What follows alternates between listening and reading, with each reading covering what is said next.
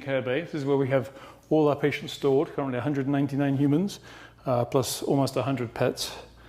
So they're not really dead, they're just legally dead.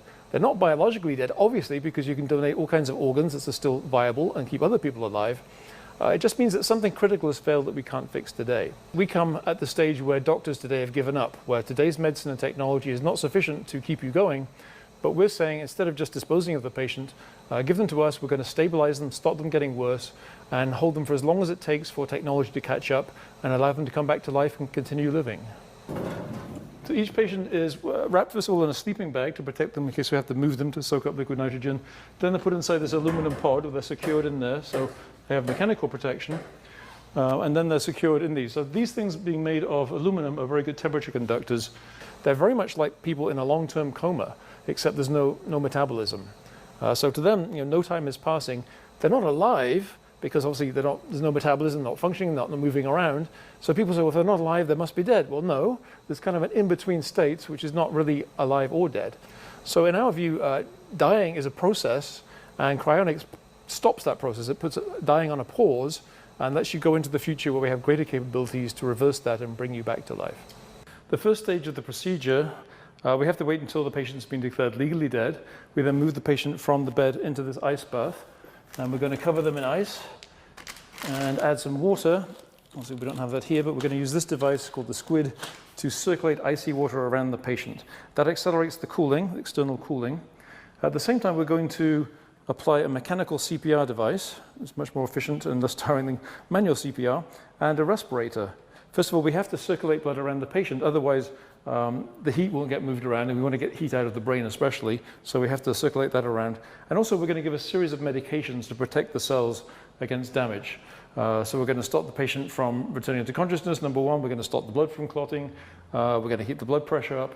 All these things we have to do to maintain viability, much as you do when you're donating organs.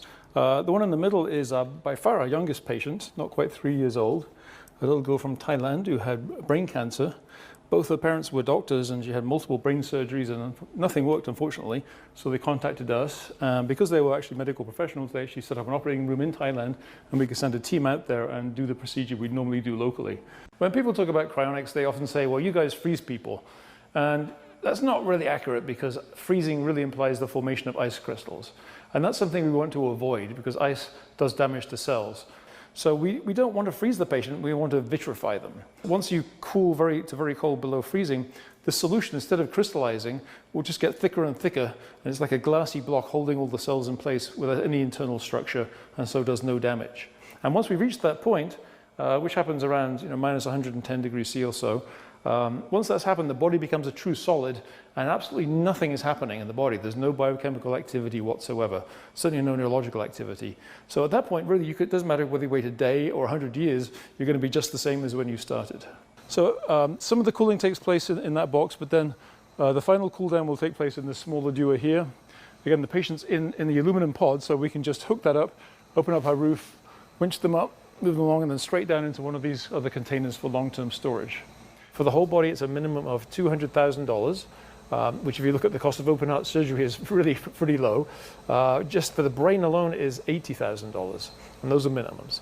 And a big chunk of that money is put aside to keep you cryopreserved for the long term. The only group that you really see getting excited about the possibility are people who are people who specialize in studying the distant future, or people who have a stake in wanting you to pay the money to do it. I don't really see any mainstream brain scientists, physiologists, people from psychiatry who study the mind. They're not lining up saying, I think this is a sound idea.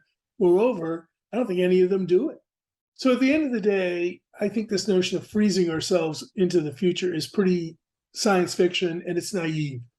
It's almost like what you'd be thinking about in a college dormitory discussion. If I could just freeze myself and then defrost myself, kind of like a bag of peas, and wind up way in the future, wouldn't that be cool? Sounds okay, but then you realize how much we are products of our own time. Come on, boy.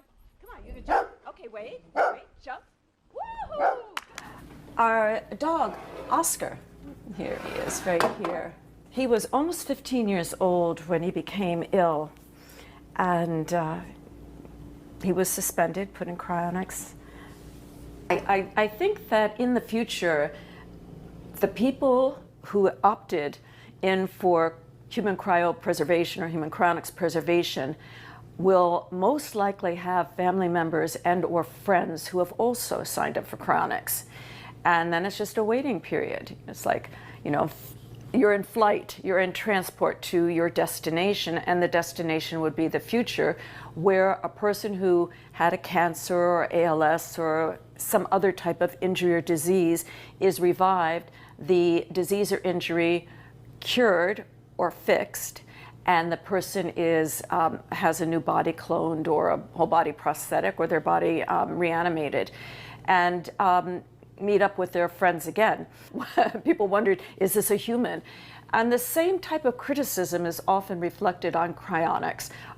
They won't be human when they're revived, or who will they be? Will they remember themselves? And what, you know, it'll be a frightening world. I don't think so.